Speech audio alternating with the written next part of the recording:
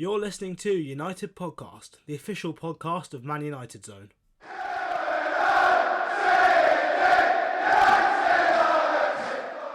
Hello and welcome to a new United Podcast series, Men Behind the Stats.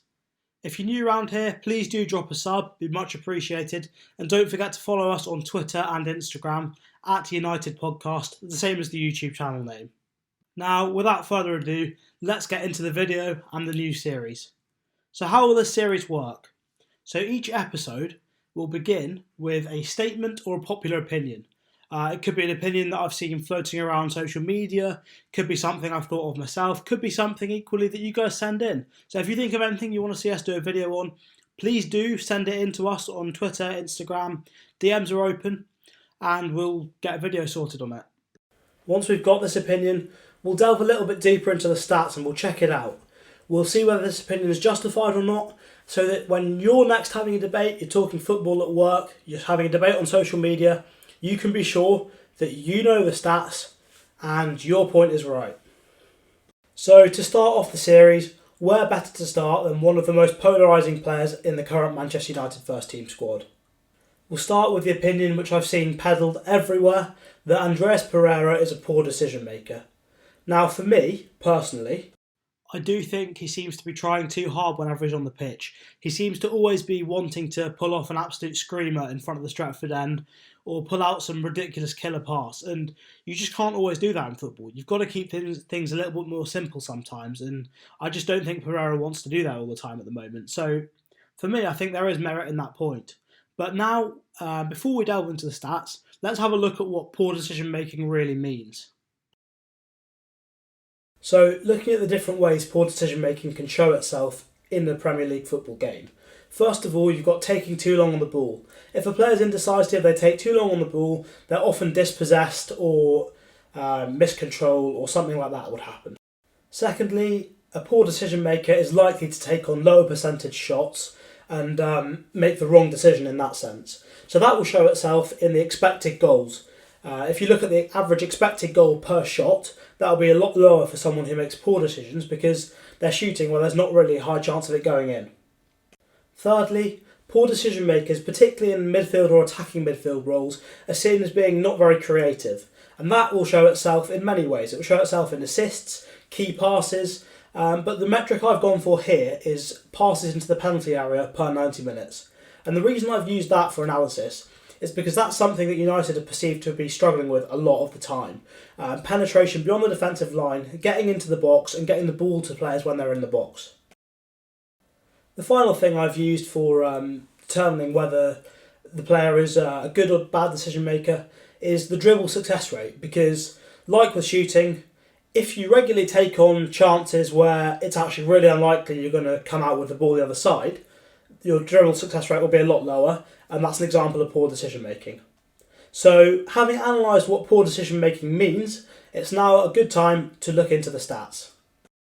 So, from my analysis, the first graph here shows dribble success against the carries per dispossession or loss of control. So this graph basically shows how effective the player is in terms of retaining possession once they've already got it. Carries refers to pretty much any time the player touches the ball with their feet. Dribbles refers specifically to where the player runs past one or more opposition players. I've chosen this set of players for comparison that you can see in the graph because they're the sort of players that Manchester United's attacking midfielders need to be matching in terms of output. The reason I've gone for Paulo Dybala on the chart as well is because I think it's a useful international comparison and also a player Manchester United were linked with recently as well. Obviously, given Paul Pogba hasn't played much in the 19-20 season, I think it's fair enough to use his 18-19 season stats instead, as that gives a more complete data set. With Bruno Fernandes, I've used his stats at Manchester United because, obviously he's not played that many games yet, but his stats do seem to be giving us a valid indicator of his performances. What you can see from this chart, other than Bernardo Silva being absolutely fantastic on the ball, and Yuri Tielemans being a very safe dribbler, only looking to go past a player when he's very sure he's going to get past them, which shows itself in his dribbling success. The main thing you can see here in terms of Pereira is that he does seem to make poor decisions. His dribbling success is around 50%. So around half the time when he decides that he should carry the ball forwards, he loses the ball. And you can see this in his carries as well. He's making far fewer carries than most of the other players comparable before he loses the ball, either through miscontrolling it himself or getting dispossessed by an opponent. So the reason I've gone for that chart first is that there seems to be a fair correlation between dribbling and carries of the player, which sounds logical. It's very similar in terms of what they involve doing. Now, dribbling success is a metric I'm going to be using in some of the other charts as well. So looking at the next chart here, which compares the passes into the penalty area per 90 minutes with the dribbling success, this starts to give us more of a measure of creativity of an attacking midfielder.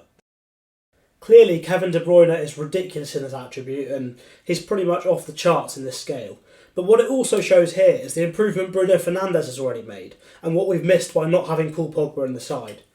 Pereira, in that attacking midfield role, wherever you play him, he's just not made many passes into the penalty area. And if you're not getting passes into the penalty area, you're not getting as many high percentage chances right in front of the keeper that you'd expect strikers to score. To an extent, his passes into the penalty area per 90 minutes will be affected by his dribbling success, but that's all part of the same player. If you're making poor decisions and losing the ball in dribbling, you're killing the momentum of an attack early on, so it's less likely to be able to make a pass into the penalty area afterwards. So I think this further reinforces poor decision making on Pereira's part. But it also potentially indicates a lack of quality and maybe a lack of vision in terms of making those passes that penetrate the defence and set the attacker through on goal. Now, looking at the third chart, this contrasts the expected goals per shot with the passes per 90 minutes into the penalty area. This gives more of a metric of creativity again, with the expected goals per shot, as I said in the introduction, showing that Pereira in particular likes to take a lot of low percentage shots, and his success rate being low in terms of his overall goal output suggests that he's not very good at doing that. So whilst Kevin De Bruyne isn't much higher on the expected goals per shot, De Bruyne's goal output is much better because he's much better at striking the ball. So the expected goals is calculated from looking at thousands of previous shots, and if Kevin De Bruyne is better on average at taking those shots than the thousands of previous players, then the expected goals is a bit less relevant for him because he's more likely to score more of the time anyway. So in that sense, the expected goals is probably an underestimate for Kevin De Bruyne. What it shows for Pereira, though, is that he takes an awful lot of shots that are really low percentage without scoring. This, for me, can be seen in pretty much every game Pereira plays in. He seems to want to hold onto the ball far too long, and as I said at the start, it comes from, I think, him wanting to try too hard to impress the manager, impress the fans, show he deserves to be in that team. And because of that, he's not kicked on. His decision-making hasn't improved, and it seems to be clouding his judgment. For me, this chart perfectly sums up the lack of, good decision-making skills Pereira's got in terms of shooting. The lack of discipline where to be able to say, no, I'll pass the ball, keep the attack going. And it also shows the lack of creativity, lack of vision, I suppose, as well, with passes into the penalty area. Obviously, again, passes into the penalty area is going to be affected by the number of shots he's taking that are low percentage. Because if he's taking low percentage chances outside the box, then the ball's never going to make its way into the penalty area. So for me, this shows that Pereira is in fact a poor decision maker. Now, before we finish, I wanted to look at another aspect of Pereira's game which is frequently commented upon. A lot of people have been quick to note that he is a very good presser when out of possession, and that is a reason he's often in the team in big games. Obviously, alongside the fact that there haven't really been any other options for Solskjaer this season. But he is very good in possession, as this last graph shows. This graph shows the successful pressures per 90 minutes against the pressures attempted. So a successful pressure is when the team regains possession of the ball within 5 seconds of the attempted press from that player. And a press is the player making an effort to close down an opposition player. So, as you can see in both of these metrics, Andreas Pereira is the best comfortably in that set of players that I've been using for comparison purposes. So that does add a little bit of depth, I guess, to Pereira's game, in that defensively, when United don't have the ball, he's actually quite a good player and a useful player to have in the squad in that respect. To sum up, though, I think his running power is something that's never been questioned, but something, as we started the video, his decision-making has been the problem for Andreas Pereira. And we've shown through these stats that He shoots too much and low percentage opportunities. He's not good enough at getting that ball into the penalty area. And so overall, he does make poor decisions and he's not high enough quality as a playmaker for Manchester United.